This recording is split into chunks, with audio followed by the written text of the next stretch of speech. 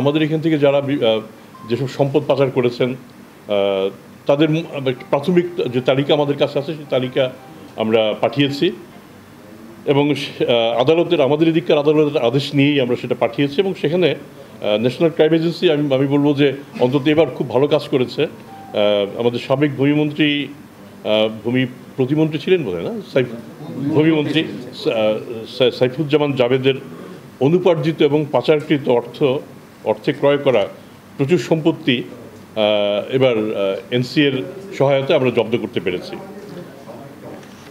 National crime এজেন্সির এই বন্ধুসুলভ সহায়তার জন্য আমরা তাদেরকে ধন্যবাদও দিয়ে এসেছি এবং মানে এটা আমাদের জন্য খুব প্রীতিকর ছিল। আমরা যে সময় উপস্থিত হই সেই সময় কার্যক্রমটা এমন একটা পর্যায়ে আসছে, আমরা যেদিন সেখানে উপস্থিত সেদিনই আদেশটা হচ্ছে। আমরা সেই আদেশে আমার মনে হয় এটা আপনাদের জানা যে এই জাভেদ সাহেবের মোট 580টা বাড়ির আমরা সন্ধান পাই। তার মধ্যে 343টা বাড়ি যুক্তরাজ্যে, 228টা সংযুক্ত আরব আমিরাতে এবং 9টা যুক্তরাষ্ট্রে। বাংলাদেশের প্রপার্টি বাদ দিয়ে আমি এটা বলছি।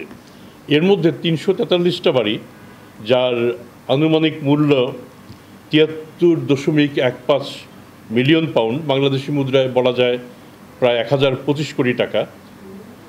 এইটা আমাদের জন্য এনসিএ ফ্রিজ করেছে এবং আমরা যদি ভাগ্যবান হই পরবর্তী সময়ে সঠিকভাবে মামলা মোকদ্দমা চালিয়ে হয়তো এটা আমরা আনতে সক্ষম হব আশা করি। টাকাটা বাংলাদেশি মুদ্রায় 1025 কোটি টাকার মতো। আচ্ছা, এটা ছাড়াও তার ব্যাংক আমানত $2.5 মিলিয়ন কিংবা বাংলাদেশি টাকায় 35 কোটি টাকার সমপরিমাণ সেখানে ফ্রিজ করা হয়েছে।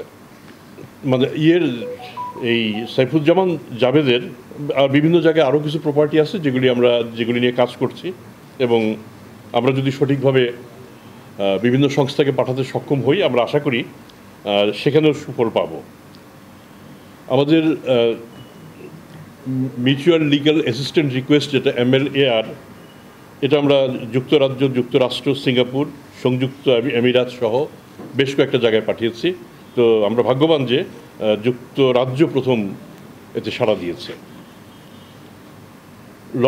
লন্ডন সফরকালে পাচার হওয়া অর্থ উদ্ধারে দুদক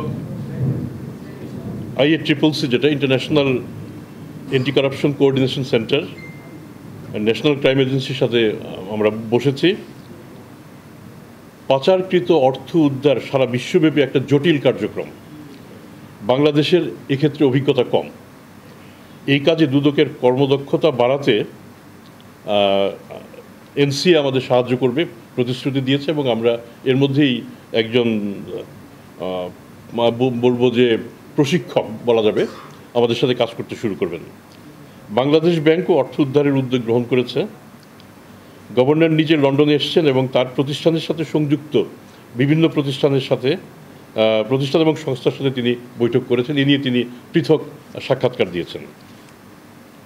তবে শেষ পর্যন্ত সম্পদ আমরা শুধু জব্দ করব এবং তারপর আনতে পারবো কি না, এটার মধ্যে একটা সূক্ষ্ম রেখা রয়ে গেছে। সেই অংশটুকু হচ্ছে আমরা যে দাবিটা করছি সেই দাবিটা আমাদের নিজেদের প্রতিষ্ঠা করতে হবে এবং সেই দাবির সমর্থনে আমাদের আদালতের যেমন আদেশ থাকবে তেমনি ব্রিটেনের আদালত যদি আদেশ দেয় তারপরেই আমরা সেটা আমাদের কাছে ফেরত আনতে পারবো।